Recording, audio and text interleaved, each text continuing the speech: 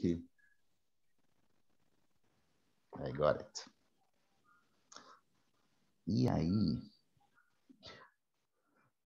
Vejam, houve uma opção, e essa opção ela foi quando a Luciana me perguntou o título, porque até então eu iria apresentar aqui para vocês os últimos 5 anos, mais ou menos quando eu me mudei aí para Curitiba, o encaminhamento da minha pesquisa, que se relaciona aos... tem até uma sigla, né, da PASSE, né, que são os padrões afetantes para a sinalização corporal das emoções, que é o que eu venho trabalhando, pesquisando já há um tempo.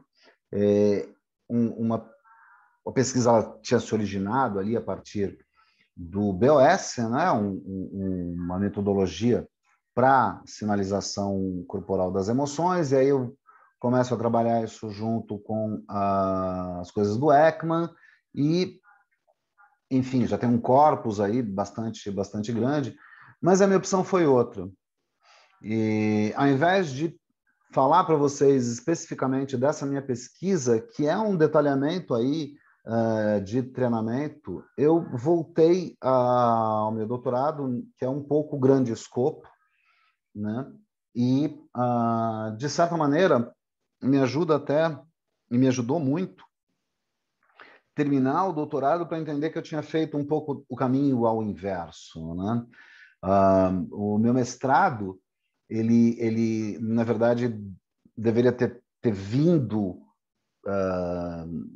cronologicamente depois do doutorado e não antes, né? E explica talvez até por que foi tão difícil articular um com o outro e depois de tudo olhar para isso e pensar, nossa, né, teria sido muito mais tranquilo se desde o início eu não tivesse lutado, né, contra essa pulsão estruturalista que sempre houve em mim, apesar né, de um coração poético, né, lutando contra as estruturas. O que eu quero dizer com isso? Né? Desde muito tempo, esse pensador, né, porque é um cientista, mas é mais do que isso, o Jung, ele me encantou, me encantava, né? Na verdade, assim, por conta do Jung é que eu passei, né, a ler o Freud, não o contrário. Mas essa coisa por ele veio por conta, nesta coisa do Jung veio muito por conta de uma paixão ainda maior, mais ampla, que era por sistemas de crença, por mitologia, por histórias, na verdade, por grandes narrativas, por essas grandes... É triste usar essa palavra narrativa, né, depois de meses ouvindo alguns senadores da República vilipendiando essa expressão, né? Mas são as grandes histórias que nos formam, né? E elas estão aí desde sempre.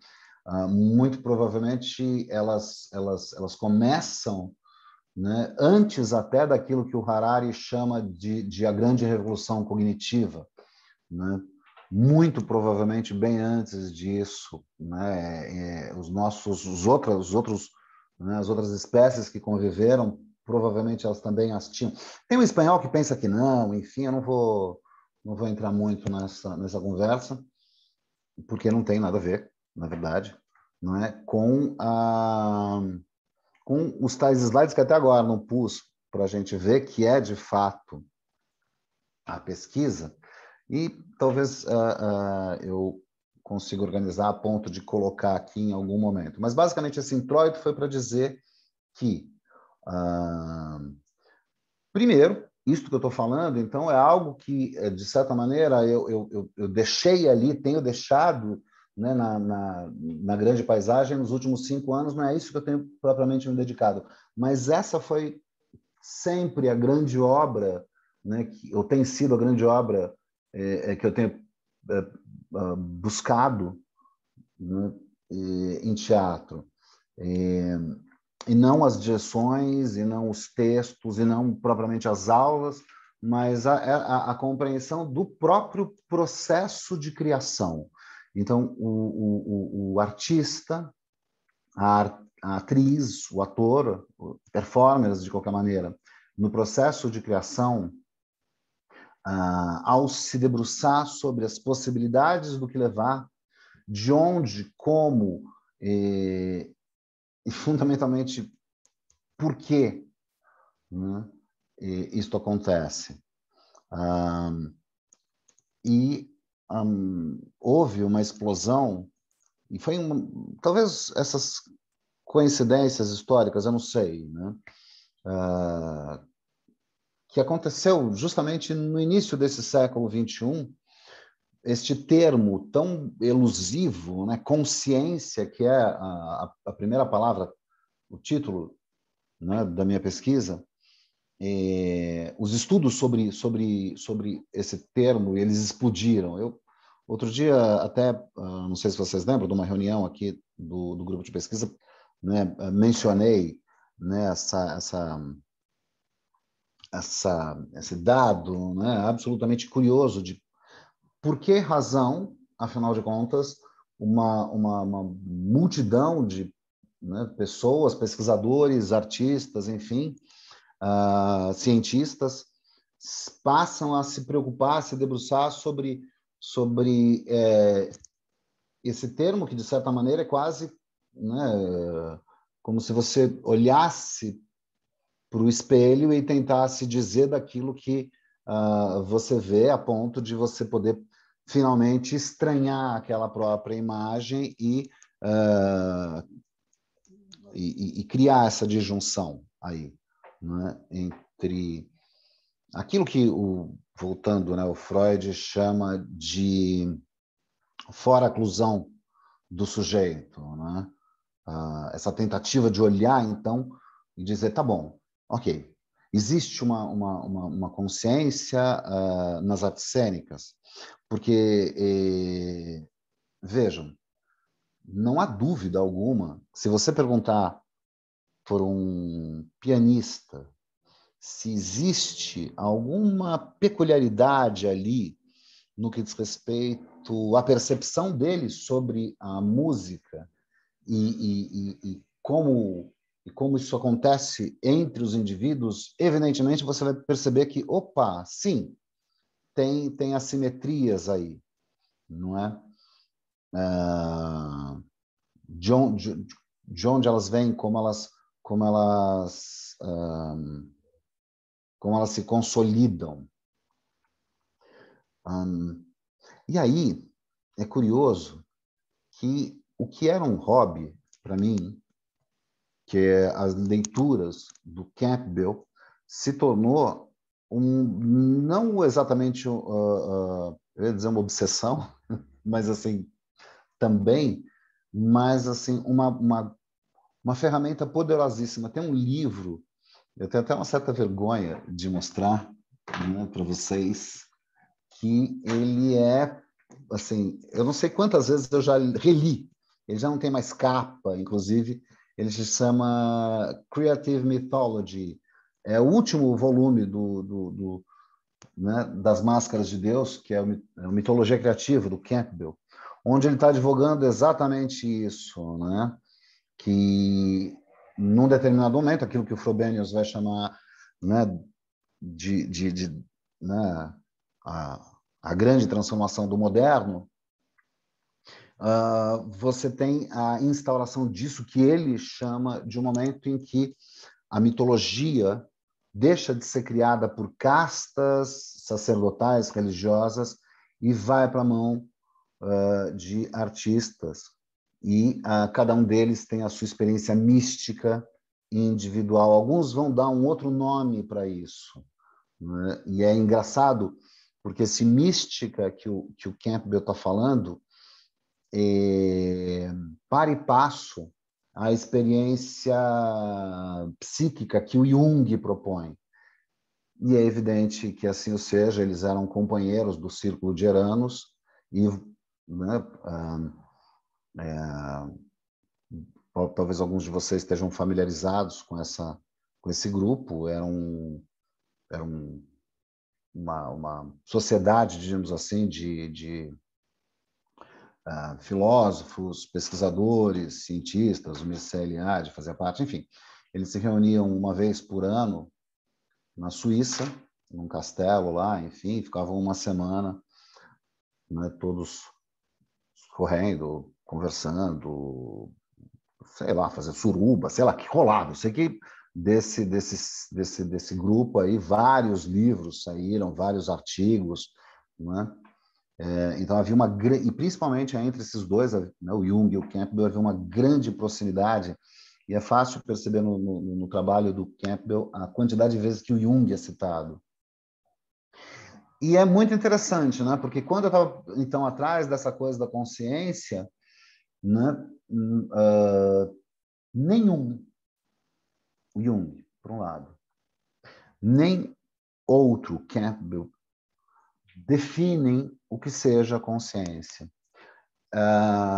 Muito pelo contrário, você não vai encontrar, e aí o equivalente também não tem.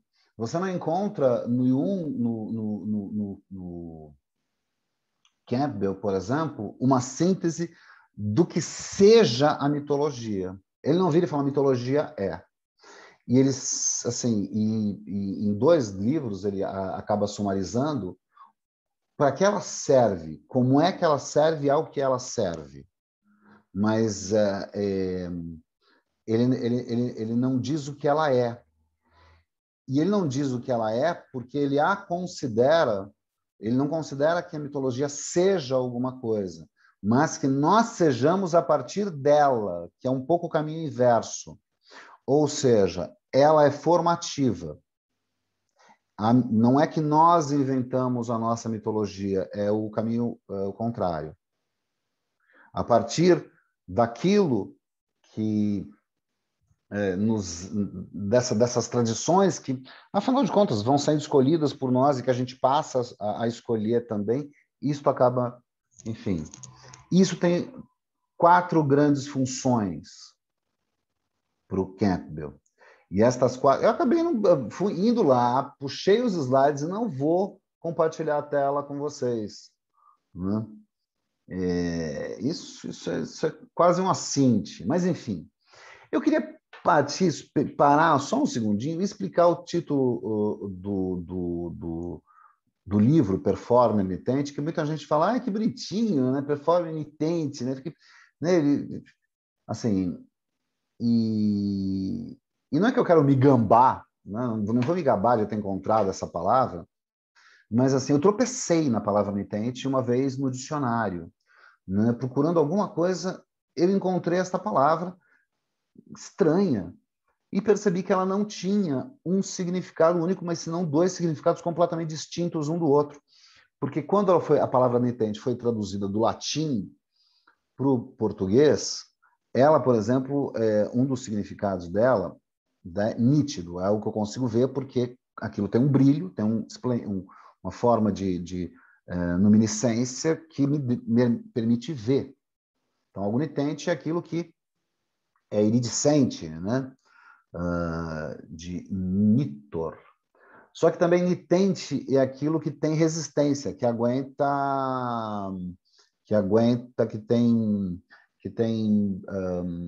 aguenta performance, aguenta, por exemplo, o ferro ele tem muita nitência para pancada, a porcelana não tem, entendem?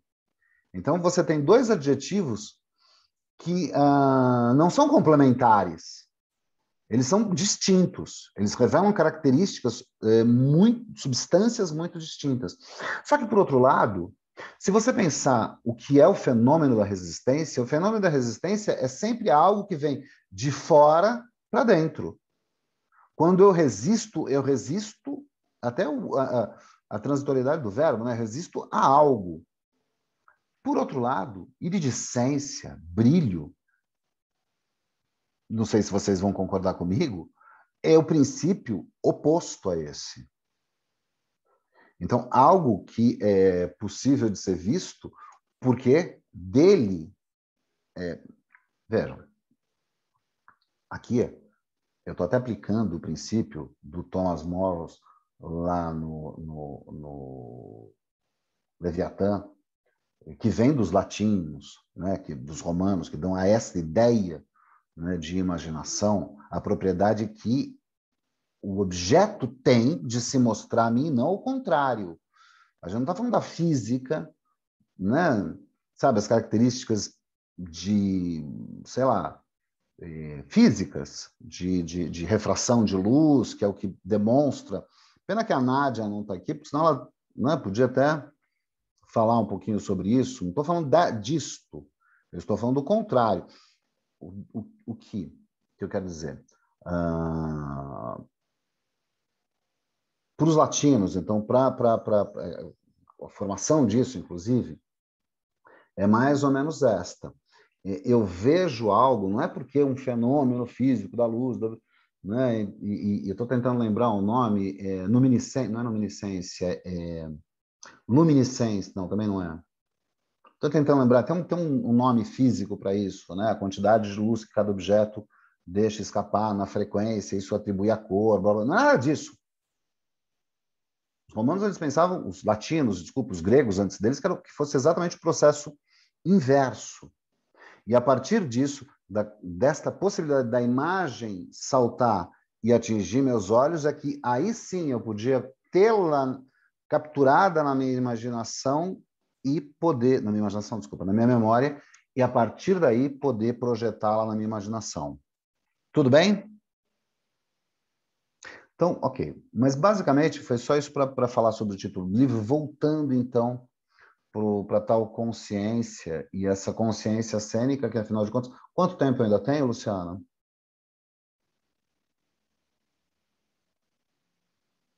Não olhei, não, mas Resposta de beiço nesse momento não é bom. eu não olhei, não, mas são 12h30, veja aí, né? Então tá, então basicamente eu vou concluir dizendo que o Campbell ele propõe 4 grandes funções para a mitologia. Então eu parto do princípio que hoje os artistas, então, eu é ótimo, né? Eu, o Campbell, principalmente aquele menino alemão lá, bigodudo, como é que é o nome dele? Nietzsche, enfim, que são estes daí, né? Os artistas, afinal de contas, os que estão construindo, escolhendo, fazendo com que estas grandes narrativas adquiram este valor simbólico próprio da mitologia. E aí, não é à toa que o Bauman ele compara a religião ao entretenimento no pós-moderno. Né? O entretenimento é uma forma, né? Ou o contrário, né? A religião é uma forma muito forte de entretenimento. E a Universal nos prova isso de uma... Mas as grandes narrativas, o que ainda então faria a função dessas grandes narrativas é cumprir estas 4 funções. Sendo que a primeira delas seria uma função de caráter psicológico. O Jung chama de místico, desculpa. O Campbell chama de místico. O psicológico que vai por conta do Jung, que é essa percepção aí da vida, do próprio enlevo da vida em determinado momento, e a mitologia me acalma, porque é para isso que ela serve. Ela, calma, calma, eu sei, é aterrorizante estar vivo. Por que é aterrorizante estar vivo? Você vai morrer. Caralho, como assim? Vai. Você vai morrer, em determinado momento, teu corpo vai mudar, vai acontecer isso, é um horror. E a mitologia serve para, quando você percebe isso, por outro lado, você, em alguns raros momentos, você tem exatamente o contrário, e é também aterrorizante, que é quando você percebe que está vivo. Porque normalmente a gente está aqui, tranquilo, mas em algum momento a gente percebe que está vivo. A gente sente o próprio enlevo da vida. E isso nos descola do tempo cronológico. Isso nos dá aquelas epifanias, aquela sensação do todo, aquela coisa absolutamente incomensurável. E exatamente por isso terrificante. Então, a mitologia, uma mitologia operante, ela vai no nível do microcosmo, da pele para dentro e me tranquiliza. E daí eu posso ter essa experiência que o Campbell chama de mística, de perceber a vida e a eternidade participando ainda do tempo e da finitude das coisas. Por outro lado, uma mitologia operante, ela também funciona no campo do mesocosmo, do grupo, da identificação minha com os meus semelhantes, com o campo do humano. Então, ela me dá uma identidade, ou seja, diz quem eu sou, porque ela me torna igual a alguém. Então, ao me identificar a um grupo, ela, por outro lado, diz quem eu sou. Ok? Então, eu vou dar só um exemplo besta de mitologia aí no campo das crenças, para a gente entender um pouco. Não houve, até agora, em nenhum mosteiro budista, nenhum mosteiro budista do planeta, o caso de algum monge que tenha tido uma visão com a Virgem Maria. Isso não aconteceu. Já aconteceu milhares de vezes, visões de Buda, né, estados búdicos e tal. Mas, por outro lado, em nenhum mosteiro da Europa ou de qualquer outra parte, nenhuma monja, nenhum frade, nenhum frei nunca teve nenhuma visão de Buda. Não aconteceu. Simplesmente não aconteceu. Existe uma razão para isso. Por outro lado, então, uma mitologia operante, além de trabalhar nos dois planos anteriores do micro e do meso, ela também trabalha no campo do macrocosmo. E aí ela diz para mim o que é natura no natureza. O tudo e todas as coisas tem que ser necessariamente o tecido, né, também que compõe uma mitologia operante. E essa é uma visão macrocósmica. E o macrocosmo é desde o campo dos muito grandes ao campo dos muito pequenos. A gente está falando da cosmologia aí, mas a gente está falando da mecânica quântica também. E, por fim, a quarta função que o Campbell atribui é uma função, na verdade, que ela é dialética, porque ela solve as outras três. É bem parecido com os caras que estão no meu doutorado também, mas não vai dar tempo de falar dele agora, né? Enfim, não deveria nem ter citado do RAM, mas de qualquer maneira, lembra muito essa ideia do RAM também, e claro, porque também era da patota, mas de qualquer maneira, que é aquela grande função da mitologia que ele chama de função pedagógica, que é muito simples. Ela junta as três porque ela tenta me ensinar o que é viver uma vida humana. Sabe, por mais estranho que possa parecer, de novo, vou citar o Thomas Moros. Um homem é um homem e sua cultura. Eu não preciso me alongar nisso, mas assim, se eu não for ensinado o que é ser uma pessoa, eu não vou saber o que é ser uma pessoa. Eu preciso aprender. Minha mitologia me ensina. Bom, basicamente foi isso que eu fiz. Eu peguei esta estrutura e a importei numa Tetractis, que é uma figura lá daquele grego que agora não esqueci o nome, Pitágoras. E a tal consciência cênica seria essa função quarta aí, pedagógica, e as outras três eu as chamei de autoexpressiva, consciência autoexpressiva, e aí ela tem dois polos aí, o polo do treinamento e o polo do estilo. Eu chamei de consciência histórico-política, e aí também tem dois polos, tem uma razão para esses dois polos, eles são fontes práticas, porque todo o trabalho é prático, depois não, já eu falo disso, e aí tem o discurso político e o modelo de produção, e, por fim, a místico-mítica, e aí também, né, tem dois polos aí que são construções de alegoria, ou de caráter cosmológico ou de caráter cosmogônico. Formação de histórias, basicamente. E com isso eu quero terminar, sem me alongar demais, para não tomar excessivamente o tempo e a atenção de vocês. muitíssimo obrigado pela atenção.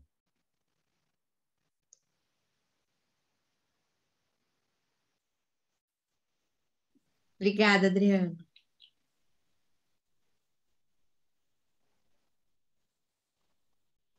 Cris? Tá, vou só compartilhar minha tela.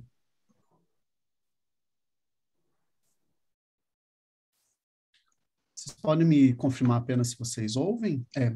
Visualizam? Sim. Eu vejo. Sim. Bom, gente, vou falar da minha pesquisa chamada Provisoriamente de Poética das Singularidades, que ela tem um subtítulo extenso, que é Estratégias e Procedimentos de Criação em Processos Singularizantes. Fico um pouco apreensivo, porque eu estou entre doutora e doutores, né? Estou aí no doutorado. Deixa só eu ver aqui. Isso. Então, sou do curso de licenciatura, todo mundo conhece o nosso grupo lindo na linha de pesquisa Poéticas da Cena, e aí é meu doutorado lá na UDESC, na área de concentração em linguagens cênicas, corpo e subjetividade, sob orientação do professor doutor Milton de Andrade. Eu vou ler porque eu gostaria que vocês acompanhassem a leitura comigo, porque existe uma performatividade aí também na escrita e que ela pode ser... pode sofrer algumas nuances na fala também. Enfim, vamos lá. São muitas as coisas que me constituem como pessoa. Preciso falar de mim. E certamente vocês podem observar em mim as minhas mãos trêmulas, uma vermelhidão na pele, a boca seca, a respiração presa, talvez até as veias saltando no meu pescoço, com o frenesi do coração pululando. Este é um projeto que fala de singularidades. Então, preciso falar de mim mesmo. Aprendi a escrever aos 4 anos. Desde muito cedo, gosto de desenhar e pintar. Aprendi com minha irmã mais velha. Desenhar letras e colori-las foi um gosto pessoal logo desenvolvido. Com a minha irmã, eu gostava de brincar de bonecas, costurar roupinhas e vesti-las. Também despí-las. Logo aprendi a manusear tintas em pequenos quadros. Na verdade, tábuas de cozinha é uma febre nas casas que eu frequentei na década de 80. Cresci nessa década esfuziante com sua profusão de cores e padrões hoje duvidosos. Eu curtia muito Xuxa, Mara Maravilha, Balão Mágico. Eu adorava os Smurfs, a Liga da Justiça, especificamente os Super Amigos, Caverna do Dragão, Johnny Quest, Jane e as Hologramas e os gibis dos X-Men. Na escola, eu adorava fazer as pecinhas de teatro com a professora de língua portuguesa. Até hoje, eu guardo um marcador de páginas que eu ganhei dela com um recadinho elogioso sobre a minha inclinação para a redação. Me divertia representando personagens de Chaves ou da escolinha do professor Raimundo. Não gostava muito de imitá-los, eu preferia recriá-los, mas a plateia queria ver as personagens da televisão, horas. Eu gostava de novela, embora não fosse permitido assistir todas. E uma das coisas que mais me interessava era brincar de escola, de ser professor, talvez um gosto adquirido através da minha irmã mais velha, já que nas minhas brincadeiras a minha irmã mais nova era toda a minha classe de aula. Por conta da minha vasta experiência interpretativa na escola, desenvolvi desde sempre o desejo de ser ator. Na igreja, nas missas, fiz papel de coroinha, de catequista e até de seminarista, embora preferisse ser o noivo, o pai da noiva ou até mesmo o padre no casamento caipira. Representei muito bem os papéis de estagiário, mensageiro, auxiliar de escritório. Antes mesmo de ser ator, desempenhei alguns papéis dos quais sempre me orgulharei. Dentre estes, personagens como pamonheiro, borracheiro, vendedor, foram alguns dos mais interessantes. Mesmo quando precisei interpretar um operador de telemarketing, embora não fosse a personagem que eu quisesse naquele momento, pude aprender lições preciosas sobre o quanto um papel pequeno pode mostrar todo o nosso potencial. Quando precisei atuar como auxiliar de produção, lavar, tingir, passar e dobrar roupas foram aprendizados que me ajudam em afazeres cotidianos até hoje e fazem muita diferença quando concebo, desenho e costuro um figurino. Eu gostaria que vocês acessassem o site, este que está aqui, www.menti.com, e digitassem o código 6295-0687. Se vocês quiserem fazer isso enquanto eu continuo a falar, não tem problema. Se vocês quiserem acessar, digitar o código depois, também podemos fazer quando continuarmos a conversa.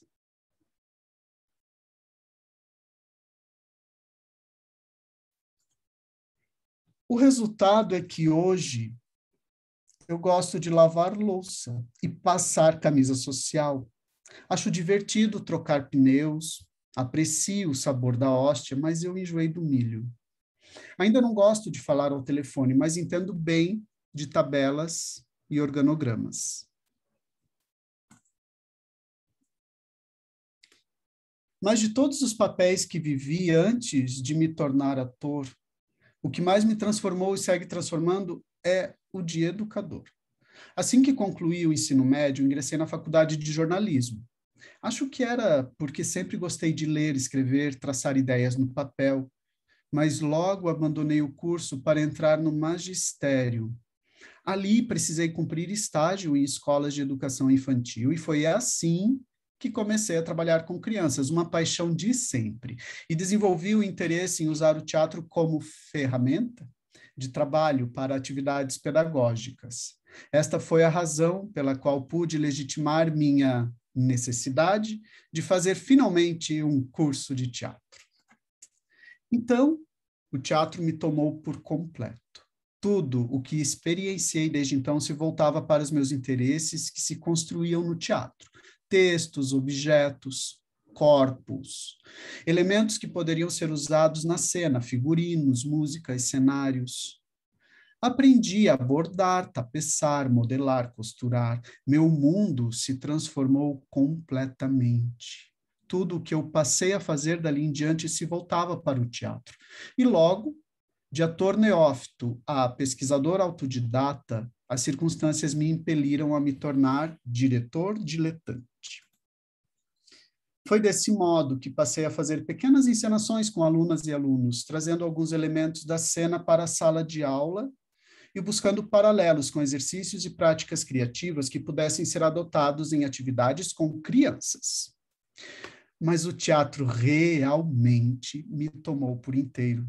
E pouco a pouco fui deixando de lado meus interesses pela metodologia, porque me chamava a atenção o fato de que cada indivíduo poderia criar independentemente de técnicas e procedimentos formatados. Isso porque lá no curso de teatro, me incomodava ter que reproduzir formas e padrões estipulados pelo diretor em detrimento de minhas próprias ideias e intuições. Com essa percepção corporificada, me tornei, além de ator e diretor, bonequeiro, figurinista, cenógrafo, aderecista, maquiador, sonoplasta, iluminador. Todas essas funções artísticas sob o RT 4931 de Santa Catarina foram desenvolvidas unicamente como consequência dessa trajetória meio maluca que refletia em minha formação como artista. Não se trata de falar de habilidades, senão de problematizar a questão da técnica, pensar mais horizontalmente no que podemos criar coletivamente a partir da techné, uma arte do fazer, algo que venho fazendo desde antes do meu mestrado. no sentido de perceber como as experiências que vivemos em nosso âmbito pessoal constituem muito das dinâmicas que desenvolvemos como artistas. Nossas experiências forjam nossas habilidades artísticas, certamente. Não que eu me acho mais habilidoso ou inteligente, eu facilmente fico intimidado. Embora acredite reconhecer bem minhas referências, ainda reluto em fazer citações. Gosto mais da ideia de me apropriar, de tornar meu o que era de outro, mas não no sentido perverso da coisa, e sim de tomar para mim um universo que antes não havia explorado. Então, começo apresentando minha pesquisa dessa maneira, pois acredito que, para investigar as singularidades, falar de poéticas pessoais, discutir certas noções de técnica e ainda aplicar tudo isso a um projeto artístico acadêmico, é preciso, de algum modo, abrir seu mundo, abrir-se ao mundo que nos cerca e olhar para aquilo que nos constitui como pessoas.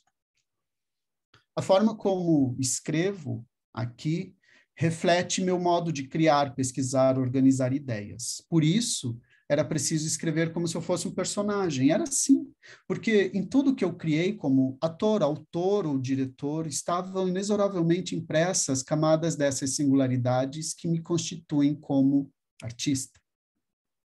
Nesse personagem que ora apresento, encontram-se pistas ou camadas de tudo que pretendo desenvolver na pesquisa que ora desenvolvo. É uma pesquisa a partir do meu trabalho como diretor e de algumas questões que surgem a partir dessa experiência. É uma pesquisa sobre como me tornei diretor, porque como ator nunca me senti bem dirigido. Era obrigado a fazer o que o diretor queria, não o que o meu eu, ator, pretendia, poderia ou ensejava. E é, em muita medida, reflexo do que construí como professor.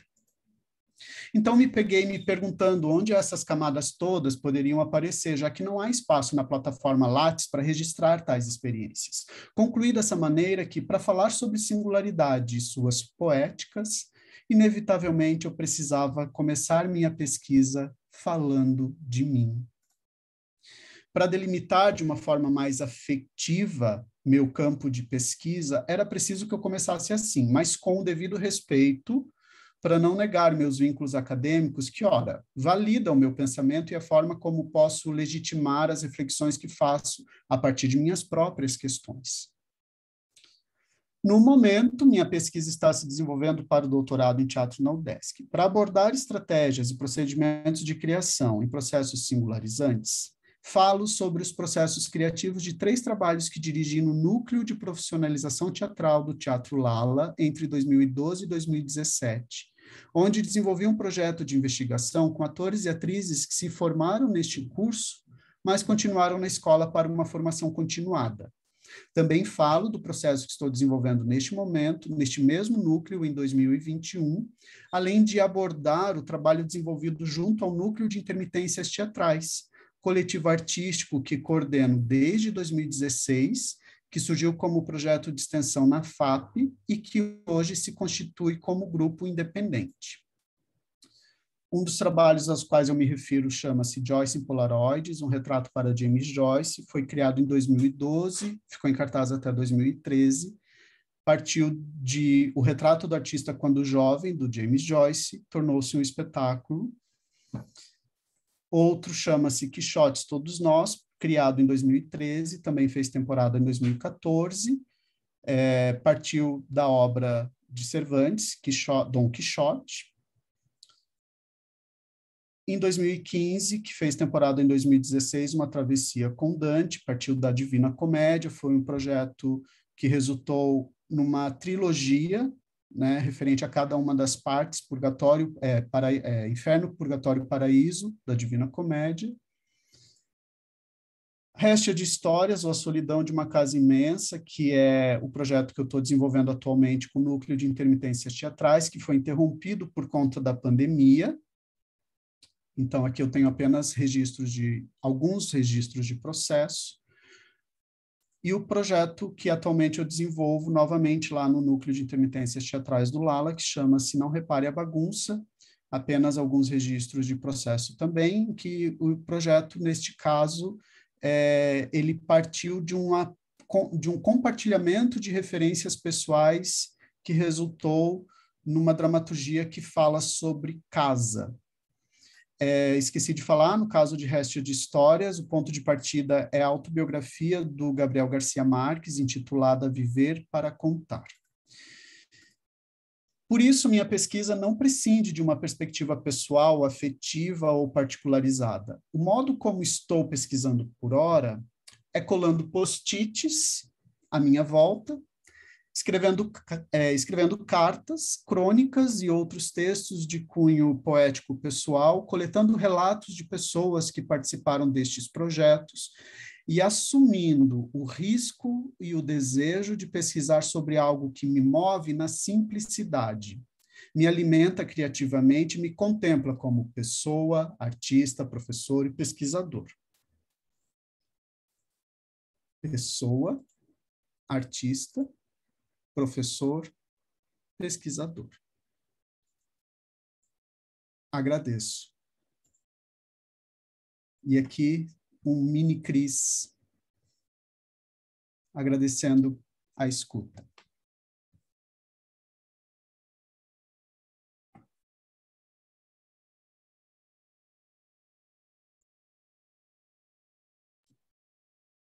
Obrigada, Cris. Cris, eu respondi a primeira pergunta no Vou mudar o site. slide do Mente. Se vocês quiserem, tem um novo também para responder ao longo da conversa, tá bom? Obrigado, gente.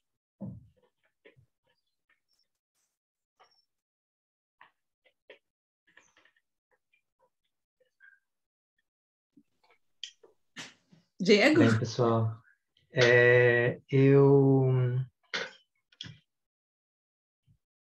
eu preparei aqui uma fala também e tal, vou mostrar algumas imagens e ler um textinho. Vocês já viram como eu fico um tanto quanto nervoso nesses momentos, então ler é sempre bacana para mim. Eu vou tentar fazer ele mais rápido por dois motivos. Primeiro, porque eu dou uma orientação 3h30, e também porque me interessa muito ouvir, se vocês quiserem fazer alguma pergunta, a gente conversar um bocadinho. Então, eu quero começar dizendo para vocês que desde que eu comecei a ter a minha pesquisa TID na universidade, eu liguei ela ao desenvolvimento da Quandonde.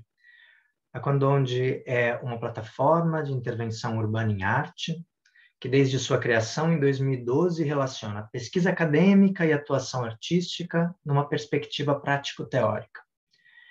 Nesse fluxo, a Quandonde já acolheu pesquisas de doutorado, de mestrado e iniciação científica, essa última ligada, de fato, né, a pesquisas que eu vou desenvolvendo, porque sob minha orientação direta, e realizou, de 2012 para cá, mais de 750 ações artísticas. Sempre que eu falo da Quandonde, eu preciso dizer que a gente está permanentemente aberto para receber novas pessoas que queiram participar desse processo de construção de conhecimento sobre arte e espaço público, o que revela a perspectiva extensionista também desse projeto, que não vai ser objeto de aprofundamento nessa fala que eu preparei hoje. Para falar da pesquisa que eu tenho atualmente em curso, eu acho interessante dizer para vocês que antes de eu elaborá-la e enviá-la, eu me aproximei da professora que é doutoranda na UFPR, a Gabriela Bortoloso, é docente de ensino superior fora da UFPR, está fazendo o doutorado dela lá, e ela vem se especializando na relação entre a geografia humanista, especialmente de base marxista, com a arte que se realiza em espaço público. Essa aproximação se deu em um contexto da minha volta do doutorado e um interesse meu de ampliar as conexões com outras áreas de conhecimento sobre arte pública. Foi nesse contexto, então, que eu propus a pesquisa Arte e Espaço Público, uma discussão no meio da rua, que propõe o desenvolvimento de um estudo sobre o lugar da arte no espaço público a partir de teóricos chaves da área de artes, especialmente artes cênicas, performance, arte e arquitetura, e geografia, em especial a humanista e social. Por se tratar de uma pesquisa de estudo situado, no qual as metodologias de pesquisa se influenciam pelo tema dos trabalhos que vão se desenvolvendo, a pesquisa se divide em 4 momentos distintos, todos eles marcados pela busca da construção pública do conhecimento, ou seja, em espaços de diálogo aberto entre pesquisadoras e comunidade intra- e extra-acadêmica. Ao final, a pesquisa ela pretende a construção de um mosaico, no qual a pesquisa compõe um panorama, preservando a individualidade de cada estudo, de estudos concebidos na observação prática, referente aos estudos de caso, em primeira e terceira pessoa, ou teóricos, estudos de revisão bibliográfica, do encontro entre a arte e o espaço público. Como é de se supor, um projeto baseado na realização regular de eventos de pesquisa, que era isso que eu propunha lá em 2019, sofreu um forte baque no início da pandemia e ela teve que ser completamente adaptada para o formato online. Essa pesquisa, essa adaptação levou a que o projeto esteja em torno de um semestre atrasado, de modo que, se aprovado, ele deve se estender até o final do primeiro semestre de 2022, para que eu possa cumprir aquilo que eu tinha pretendido até fevereiro do ano que vem, inicialmente. Bem, os 4 momentos que essa pesquisa propõe, com duração de um semestre cada, baseiam-se nas seguintes ações públicas. E aqui é que eu quero mostrar para vocês algumas imagens, talvez vocês já tenham visto algumas coisas nas nossas redes, mas deixa eu só alterar aqui a maneira como eu vejo vocês.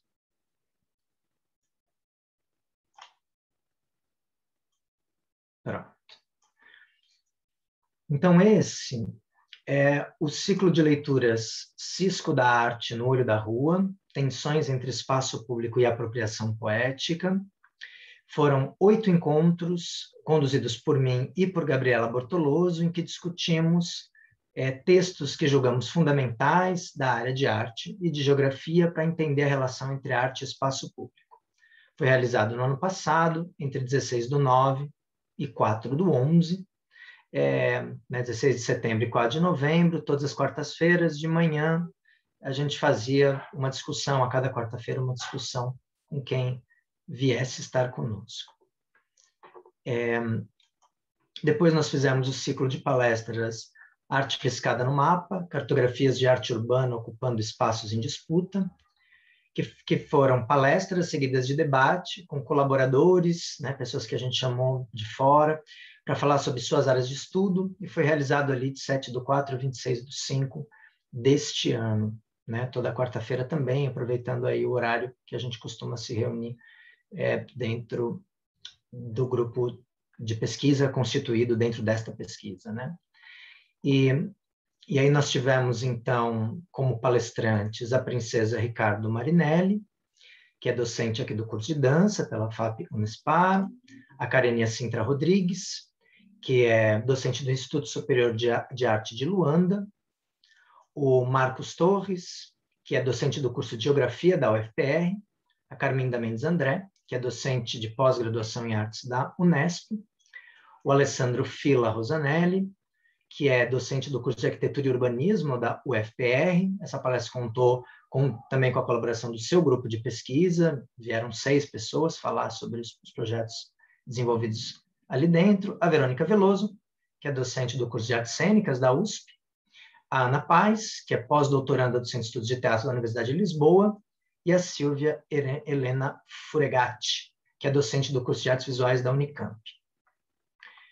Bem, nesse momento, nós estamos elaborando este evento, que ainda não tem arte, isso se chama Perder o Rumo de Casa, Mostra de Trabalhos Remotamente Urbanos, da Quandonde, que serão apresentações públicas, seguidas de debates sobre os processos de pesquisa teórica e prática realizado pelos pesquisadores envolvidos no grupo, pelos meus orientandos de iniciação científica, por alunos e pessoas de fora que compõem esse núcleo. E está previsto para acontecer de 25 a 28 de novembro, agora, próximo futuro. Se vocês quiserem estar conosco, será um prazer. Antes de passar para a descrição do momento final dessa pesquisa, né, do que está sendo previsto no primeiro semestre do ano que vem, eu gostaria de tratar rapidamente sobre a dimensão prática ou artística que tem acompanhado essa trajetória, já que o grupo sempre se estruturou como um grupo prático-teórico de prática artística. Criar obras de intervenção urbana no contexto pandêmico e através da internet, né, pois foi a minha opção contribuir tanto quanto possível para a consolidação do isolamento social, foi também um dos imprevistos, dos desafios deste percurso. Eu que sempre me senti muito mais acolhido nas ruas do que nos espaços virtuais, me sentia um estrangeiro no universo online. E é desse modo que a estrangeiridade, que me é um tema de predileção, um tema central do meu doutorado, está igualmente presente nessa transição. Vocês sabem do que eu estou falando. Para quem de nós, a pandemia, a quarentena, as plataformas virtuais, entre tantas outras vivências sem precedentes e inomináveis, se não a posteriori, poderiam ser consideradas um espaço próprio e hegemônico de vida social e de produção de arte antes de 2020? Nos sentimos estrangeiras aqui, sequestradas e exiladas de nosso espaço de pertencimento. Possivelmente, um tanto de todas nós ainda se sinta estrangeira aqui e queira, talvez desesperadamente, voltar para um espaço que já não há. Receitas para escapar do isolamento foi uma ação relacional realizada em 2020 e que tinha como base esse desejo, necessidade de escapar desse momento e não poder. Através de procedimentos de performance relacional, dança e contação de história, a ação tinha por assunto tornar o meu corpo em dança arquivo de isolamentos anteriormente vividos e talvez superados, só talvez, por mim e pelas pessoas com as quais me encontrava. Em sentido inverso, o momento vivido se registrava nos modos de dizer, olhar, nomear, que registravam em linhas e entrelinhas os efeitos emocionais do isolamento e as imaginações e memórias que tal momento era capaz de evocar e de produzir. Então, eu fiz essa obra diariamente, durante 4 meses, mas não apresentava todos os dias, é uma apresentação que acontecia individualmente para quem estivesse interessado. Durante 4 meses, não. Foi durante 40 dias. Não sei porque que me veio meses na cabeça. E eu apresentei 30 e tantas vezes. Em 2021, eu tenho desenvolvido outra obra. Eu vou falar aqui rapidamente dela a partir da minha avó. Essa é minha avó. Ela morreu com Covid em junho do ano passado, aos 84 anos. Ela morava em São Paulo e eu aqui, em Curitiba. Quarentenado, dependendo de transporte público e com medo, eu não consegui me despedir dela. Com o passar dos meses da pandemia, eu comecei a ouvir e ler diversas histórias de pessoas que passavam pelas perdas de suas pessoas queridas. Isso me fazia sentir ainda mais urgente cuidar da despedida de minha avó. Foi ao observar que as despedidas vividas em tempos de pandemia trazem como o fato de não serem adequadamente ritualizadas, que iniciei a busca por criar um ritual de cuidado da memória e de despedida compartilhável em arte, a ação Memoráveis Relicários. A necessidade de reinventar o luto na pandemia e em ambiente virtual é novamente o lugar de estrangeiridade e tem atraído tanto partícipes que perderam seus entes queridos nesses tempos de pandemia, como também aqueles que querem celebrar a memória daquelas pessoas que amaram enquanto estavam entre nós. Ao invés de descrever a ação, eu aproveito para lhes convidar a participar. A gente está em cartaz até a 2ª semana de dezembro, temos apenas 3 vagas, 3 dias livres. Para finalizar, então, a minha fala, como dito anteriormente, o que falta em minha pesquisa é a realização do 4º evento previsto e que, nesse momento, depende da aprovação da minha pesquisa para ocorrer. A princípio, é um colóquio sobre arte e espaço público, com a apresentação dos resultados dos estudos envolvidos até agora e aberto à participação de outros pesquisadores. O evento está em processo de pré-produção e pretende-se que seja um evento interinstitucional a ser realizado junto com a UFPR. É isso. Se quiserem acompanhar nossas atividades e saber se esse evento vai sair ou não, eu lhes convido a procurar nas redes sociais a Condonde, que a gente está no Facebook e no Instagram, e também no nosso site, www.condonde.com.br. É isso que eu tinha planejado para hoje. Obrigado. Obrigada, Diego.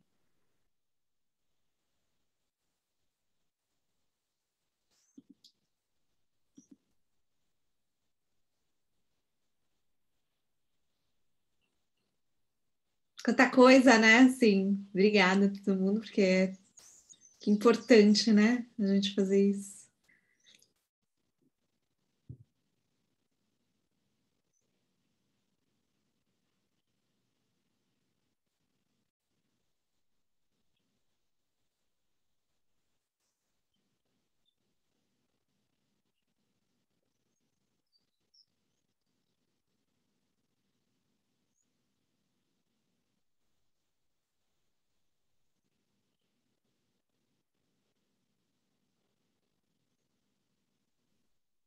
Então, rompendo este pesado silêncio, eu queria propor mais ou menos. Eu acho que 15h30 é um ótimo teto para a gente, mas para a coisa evoluir, talvez fosse legal uma pequena rodada aí, né? E só para a gente se familiarizar um pouco melhor com as pesquisas e eu vou pedir, então, tanto para o Diego quanto para o Cris, para, assim, de maneira bastante sumária, eles só assim, enumerarem um pouco quais assim, os super paradigmas, assim, olha, então, muito disso daqui vem de lá, ou vem daqui, ou o que me inspirou, né, foi tal coisa, só para a gente ver um pouco mais também esse sabor aí da paixão porque são trabalhos apaixonantes, a gente vê, né, que é uma coisa muito singular, né, e é engraçado, né, como é que no Diego, por exemplo, a gente vê essa coisa do público, né? Então, eu gostei dessa tensão aí. Só isso, por favor.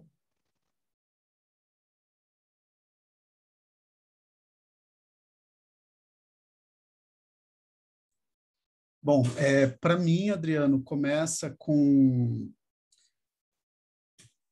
algo que se destaca para mim desde sempre, quando eu começo a fazer teatro, que é observar a preciosidade no trabalho de atuação de algumas pessoas, especificamente, que me chamava muito a atenção como que aquilo poderia funcionar tecnicamente, como que a pessoa poderia articular ou manejar o seu repertório técnico para desenvolver um trabalho de atuação interpretativo ou não. Que lindo. Quando eu era moleque, deixa eu só falar uma coisa. Quando eu era moleque, eu imitava.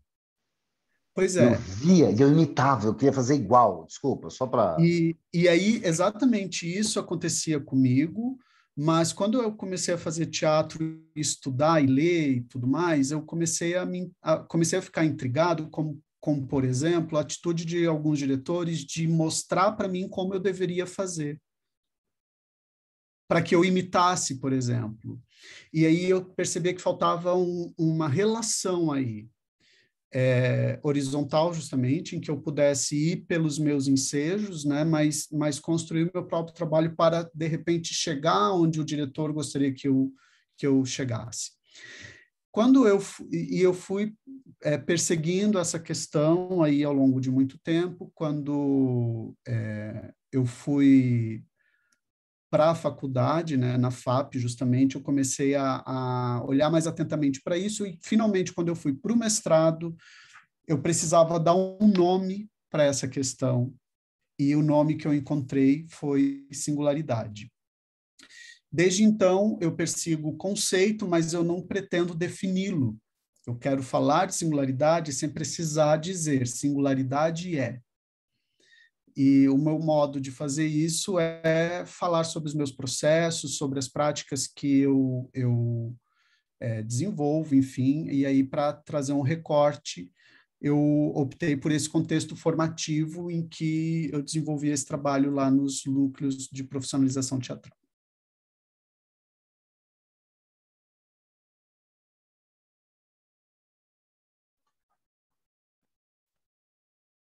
É curiosa essa pergunta, Adriana, porque, de certo modo, a resposta do Cris cria sentido em mim, na medida em que parece que tem alguns parâmetros que são próprios, que vão um pouco conduzido além dos encontros de procedimentos e modos de fazer, de conceber, de pensar, que vão nos influenciando. Então, eu acho que se eu for buscar na minha memória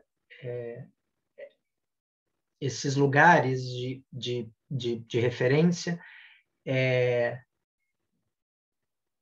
me vem, por exemplo, o fato de que era um modo familiar de economizar, né? Eu sou de uma família que teve momentos bastante difíceis de grana na minha infância, e aí era um modo de economizar, caminhar longas distâncias. E eu era pequeno, então, para que a coisa não se tornasse chata, a minha mãe criava uma série de pequenos jogos que a gente ia fazendo no espaço público enquanto a gente caminhava.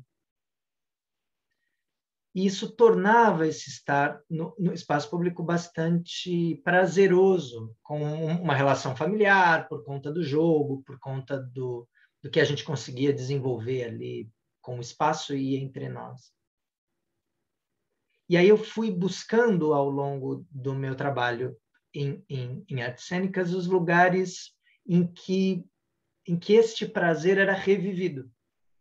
Então, o meu mestrado, por exemplo, é em palhaçaria de rua, que já é um lugar em que a questão do jogo, do teatro, e eu trabalho muito improvisando, é um trabalho que eu faço até hoje, tal.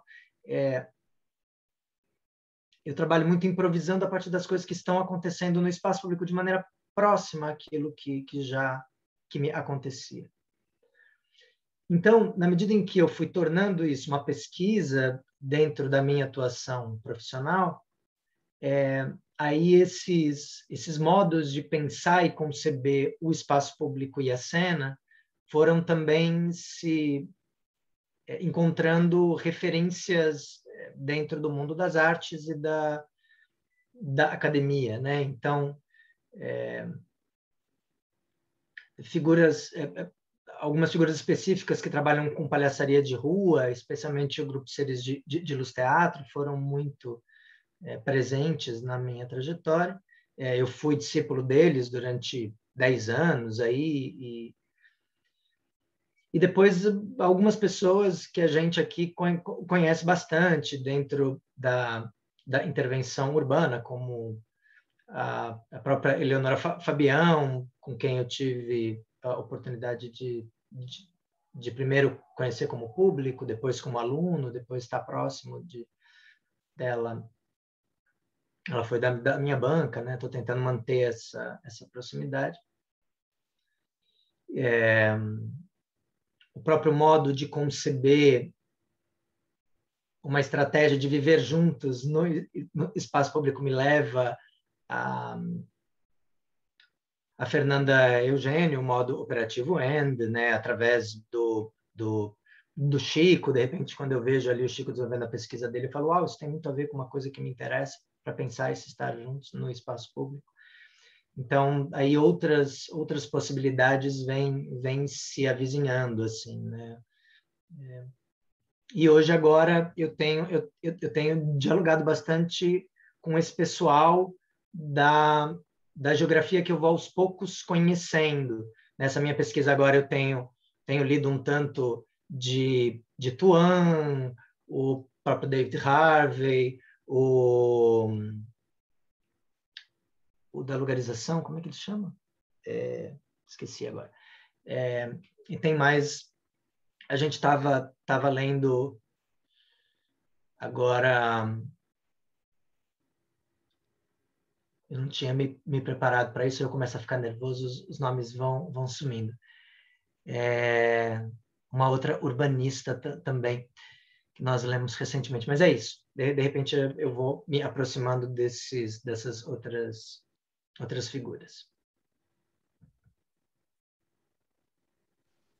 Perfeito, obrigado, Cris, obrigado, Diego. Eu não quero monopolizar, só refletir aí sobre, de novo, né, nos dois casos, tanto do Cris quanto do Diego, me fica algo muito forte, ainda que num dito obscuro, diríamos assim, mas não no sentido,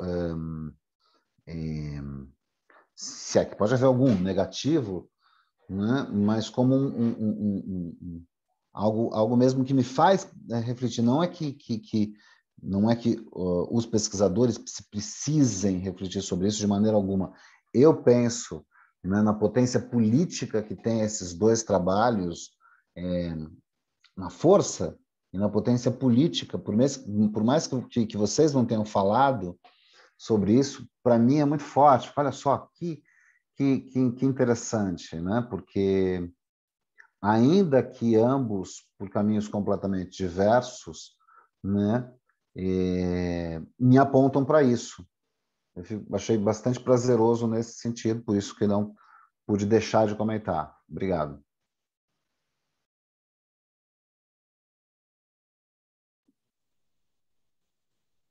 Fiquei pensando como é importante, né, para a gente também poder pensar como grupo os entrelaçamentos, né, que a gente pode fazer, acho que até deve, né, e aí ouvindo o Adriano e o Cris, porque o Jung também, né, é um cara que me mobilizou bastante, assim, desde a graduação, porque tive uma professora, a Verônica Fabrini, que o Diego e o Cris conhecem,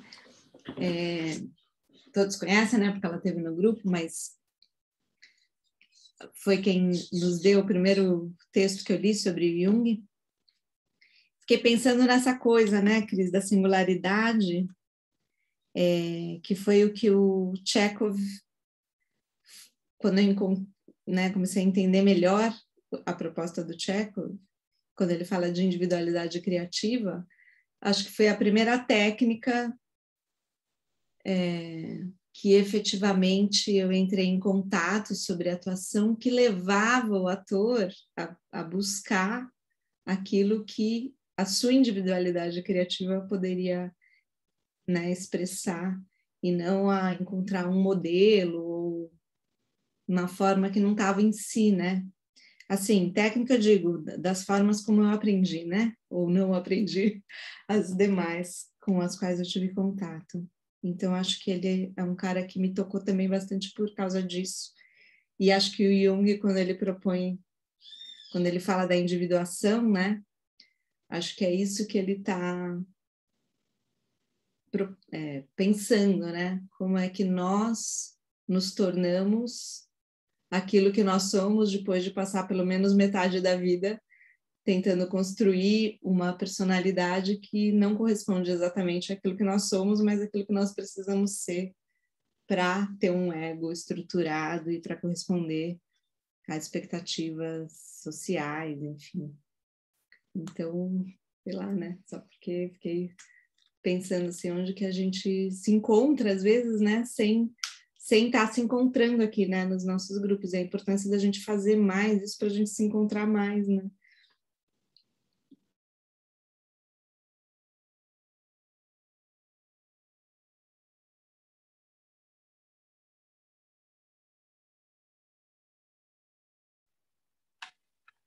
Aproveitando Gostaria de fazer uma pergunta para o Adriano, para tirá-lo um pouco do lugar de mediador da mesa.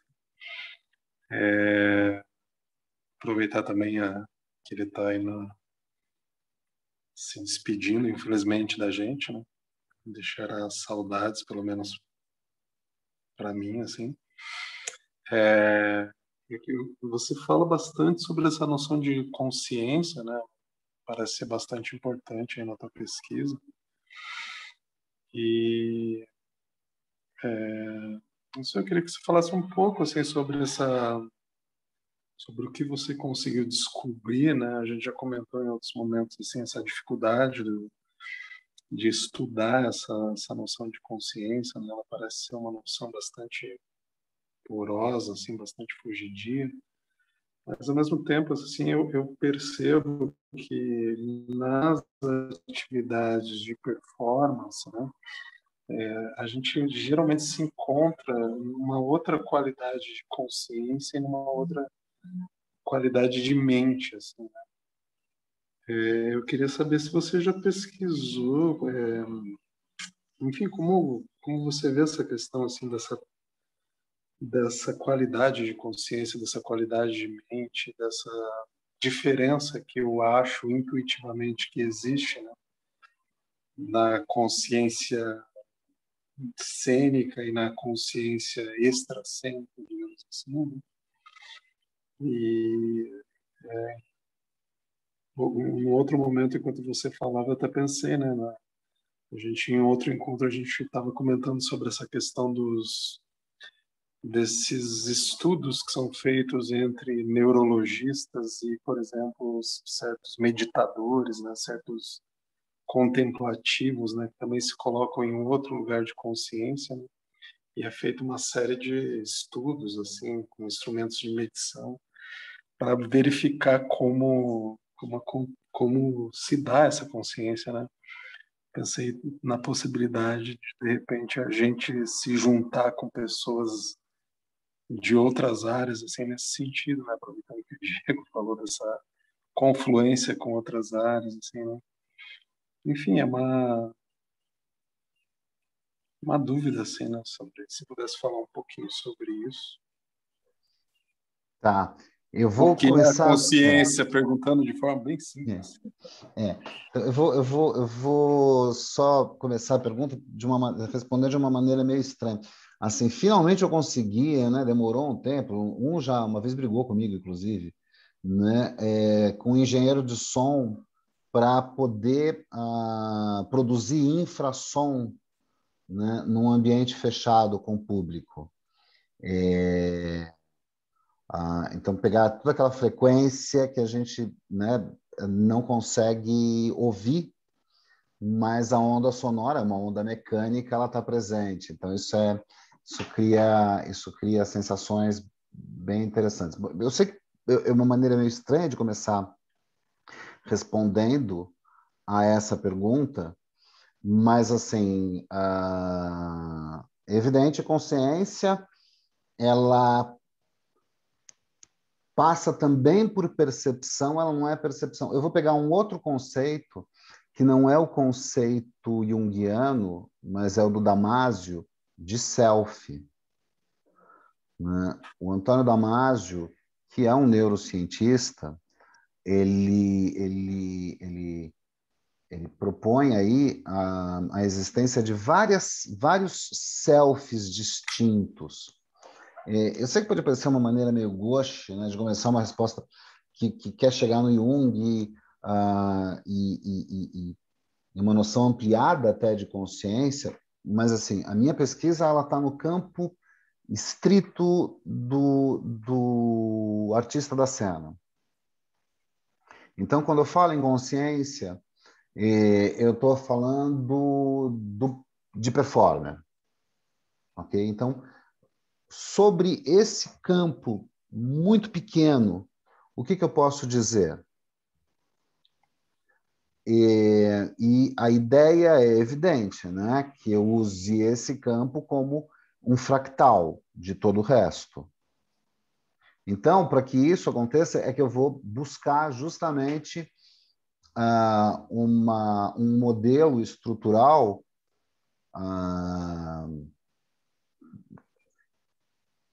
o termo que eu posso usar é como superparadigma mesmo.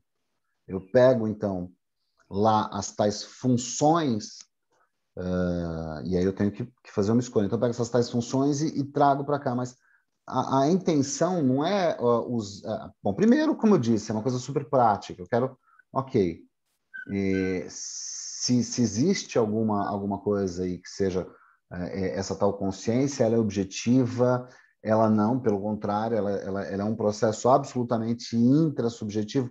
O que cacete eu posso dizer que seja a consciência? É um saber sobre o próprio saber. Enfim, concluindo, porque já é 1h32 e a gente tem que ir embora. Ela não é alguma coisa. Foi só isso que eu consegui descobrir. Já é bastante coisa, né? Assim, eu só vou finalizar, então, só usando, porque foi para mim, muito importante, o taoísmo para isso, né? Toda vez que você tenta descobrir o que é tal, você perde completamente o que possa ser tal. Né? Então, é isso. Gente, muito obrigado e desculpem ter estourado o tempo aqui respondendo, né? Fazendo esse último comentário. Obrigado.